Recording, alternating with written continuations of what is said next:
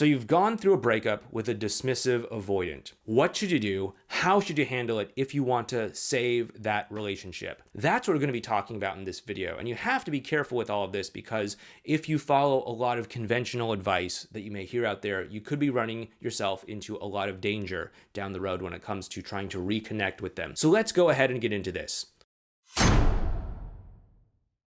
Hey there, it's Clay with modernlove.life. You've gone through this breakup with a dismissive avoidant. The very first thing you want to do is you want to ask them what they need. Now, chances are they're probably going to want some sort of space or something like that. They're going to sort of compartmentalize, shut down, sort of disassociate, and try to, pretend as if everything is okay. That's probably what's going to happen.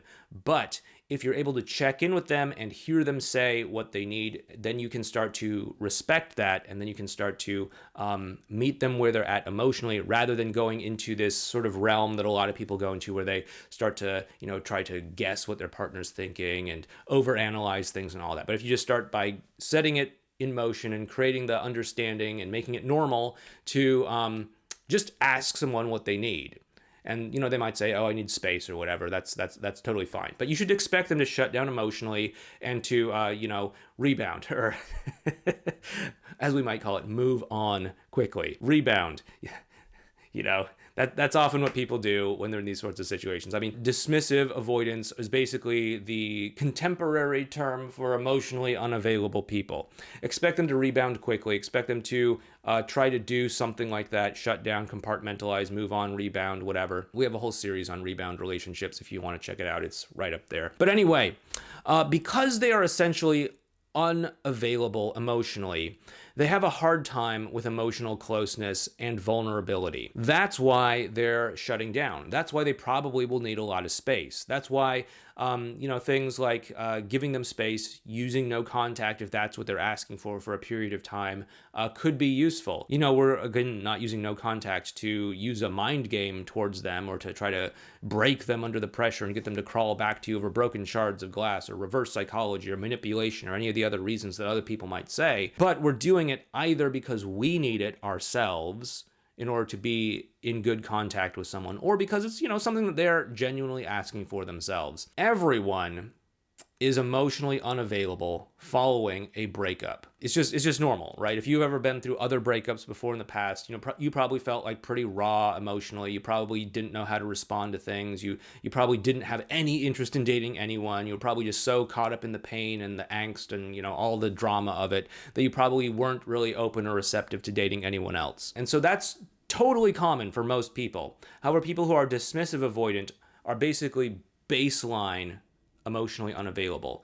Regular emotionally available people will be temporarily emotionally unavailable while they process the emotions of the breakup and then pop back up into emotional availability. But a dismissive avoidant person is baseline emotionally available. They were probably emotionally unavailable before the relationship, during the relationship, after the relationship. And so they're probably going to persist as an emotionally unavailable person, going into rebound relationships, doing all the, typical things that an emotionally unavailable person would do. Now, if you want to get back together with your dismissive avoidant partner here, but by the way, before we get into this, you know what time it is. Hit the thumbs up button, subscribe to the channel, hit the notification bell, help a guy out with the YouTube algorithm, basically here. Anyway, if you want to get back together with your dismissive avoidant, you need to be clear. So, as we said before, ask them what they want. Ask them what it is that they need. If they need space, give them space. If they need something else, give it to them if that's something that you're able to do. You also need to be very subtle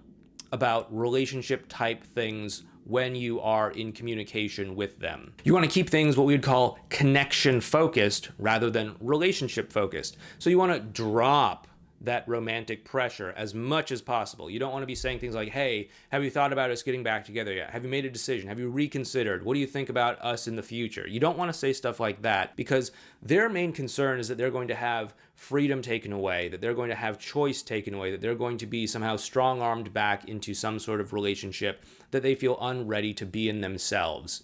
And so you don't want to do that. You want to keep the pressure as low as possible. So just have it be something like, hey, I'd love to be able to catch up with you. I'd love to be able to talk to you.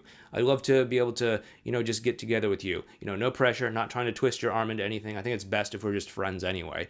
Something like that, to just drop the pressure so that they don't feel as if they're having their freedom or their control taken away. And then that's going to open the door for you to actually build an emotional connection between them by being in the present moment. And as that emotional connection builds up, then you might consider, again, gently applying pressure as things move forward to the point where you could actually, get back together with them. But you have to build up that emotional connection first. You can't be relationship focused at all. You're going to do so much harm if any of this is happening in the context of a sort of dismissive avoidant dynamic. And again, with all this being said, you want to look at your partner as a human being having an emotional experience that's motivating them to behave certain ways. You don't want to put a label on them and say, hey, you're this alien creature that hates relationships and intimacy called a dismissive avoidant. I don't understand you, but that's what the internet says. I want you to say, okay, you're a person. Maybe you're characterized as a dismissive avoidant, but you're probably having these emotions that are causing you to feel this way. And you feel as if in order to get those needs met, you have to behave in a certain way. Remember to stay dialed into the humanity through all of this. Anyway, with that being said, that's how I'd recommend getting back together with a dismissive avoidant.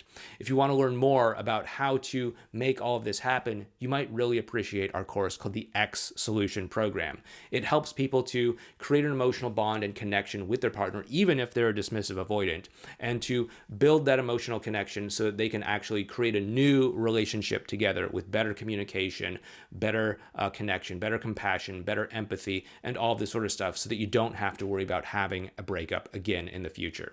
Anyway, check it down below in the link in the description box, or over at modernlove.life/ESP for X Solution Program. There's also a link for that down below. Anyway, take care, and I'll talk to you in the next video.